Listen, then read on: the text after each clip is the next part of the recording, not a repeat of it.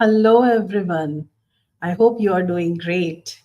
I'm Neetu Chaudhary, business and leadership coach, trainer, board member, advisor, keynote speaker, executive speaking coach, and business podcast host.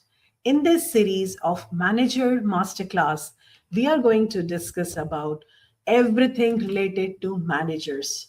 Do you know that the research shows that around 60% of new managers fail within first 24 months, and this research is by the Gartner, and this failure is taking it to the another level because they are new managers, the required support is not provided to them.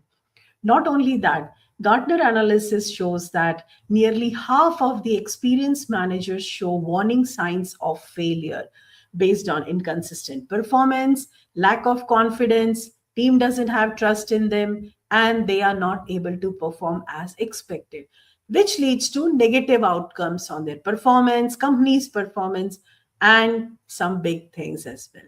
What happens when this happens? The first and the most important thing is team suffers because if the direction is not clear, if the manager is not able to manage the team, what the team will do, they will reduce the performance and they will lose trust and confidence in themselves and each other. The second big problem happens is organizations underinvest. That is a root cause of it. Most of the organization, based on the technical performance, that they promote the person from the team level to the managerial level, but at manager level you require entirely different skill set which most of the companies don't equip their new managers to. That's the reason they fail so fast, and that leads to eventually the department's performance and company's performance, unhappy customers. So the saving is very less by not training your managers, and the cost you pay, the fines you pay are much higher. The another one is the manager loses their morale, their confidence, and high pressure environment increases. So a lot of things are happening when we do not train our managers. And that's why this series we have started. In this, we are going to help our managers. And each series, we are going to talk about one of the main problems which managers are facing. So today's discussion is about how to handle conflict when people avoid hard conversation. None of us want to have hard conversation. When we do that, our heart starts beating fast. We get like the skin gets a little warm, ears are warm, mouth is dry, and we get butterflies in our stomach. But sometimes we need to have this hard conversation. So we are going to talk about that. And this series is purely to help managers. So if you know any of the managers who need this support, please share this with them. It may help them, it may help their entire team and the organization. So let's get started. As a manager, you feel it. People say it's fine in the meeting, but they slow down, they disengage, and you can sense that as a manager and quietly resist having the conversation. It could impact the performance, it would impact the expectation, it could be a role change, it could be anything which is leading to that one. Now the problem is that the growing resentment and the culture tension shows up as silence, not having the open debate, not confronting each other, and you're stuck in middle when things are not moving as a manager. So what to do? We are not going to talk about the abstract feel good concept. We are going to talk about simple strategies, practical science based tools which you can use. So the first step is how to name what no one is saying. No one wants to talk about it because it's a bit scary to confront and bring the topic which is a bit of controversial and people will get offended. How to bring that topic to the table? So you can start with something like this, the naming it first, bringing that topic on the spotlight. So you can start with, I'm noticing we are very quiet on this topic, which is usually me, which usually means we all don't agree. And I would rather have this discussion, and rather than carrying out the first frustration to the rooms, it's better to have this discussion now. So share your own reality when as a manager, because when you share your own reality, you open the door for others to share their reality. So you can start something like this. This isn't an easy discussion. I know because I have been in that situation multiple times. Let's unpack one item at a time. What is so hard about this from your side? So I would like to hear from all of you, and then you can do the round robin. You can go one by one and let everyone have the chance to say what they are feeling, what is so hard to talk about it. The second step which you can do is that how to make it safe to disagree with you, because sometimes you are the person who's scary for others and they are not able to open up and confront you because you are the reporting manager to them. So how to do that? And that's what is the second step is all about. Explicitly invite people to disagree with you. What are the risks or the downsides I'm not seeing that you can see from your side? Or if you had to argue against this topic, what would you say? Now you're detaching yourself from the topic of the discussion. So they are not disagreeing with you, but they are disagreeing with that topic. And when someone is honest, reward them, because being honest is a bit scary and requires a lot of courage. So reward them. Thank you so much for bringing that up. I did not see that coming. That kind of conversation is what makes this discussion more fruitful. And that's why we all are here.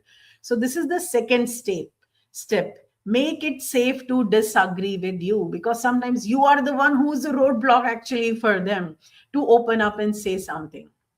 Remember, if you don't listen to your team member, you will be surrounded by people, those who have nothing to say. So it's better to listen now rather than facing risk later.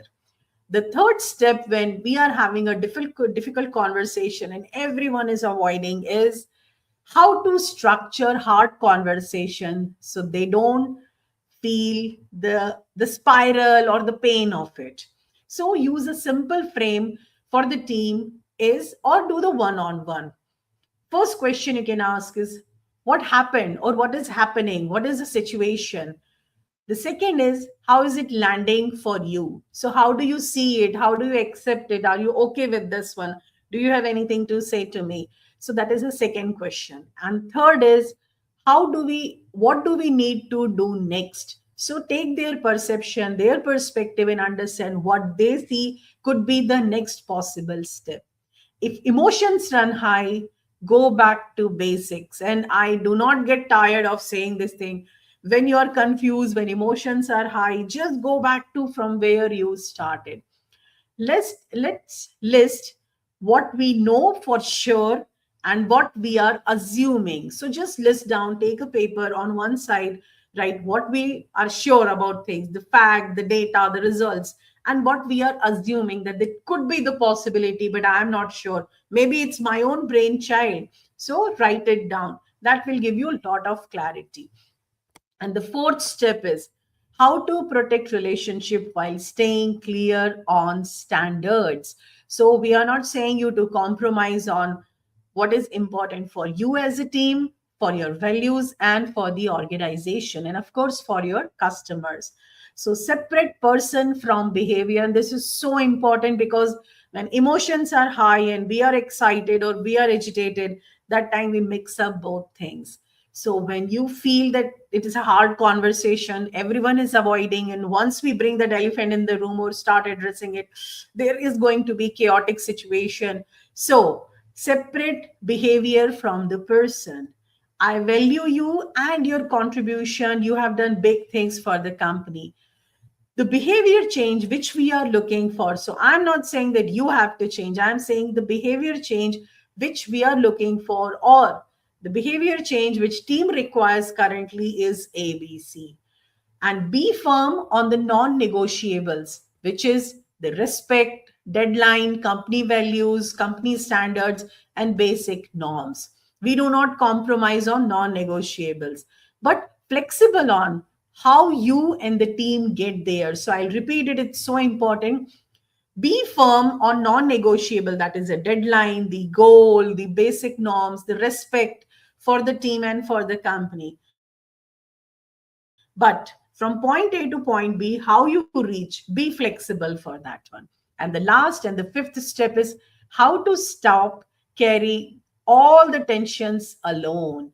You are manager, you are leading the team, but that doesn't mean that you have to carry all the tension and everything on your shoulder. We have a team, and team is for that only.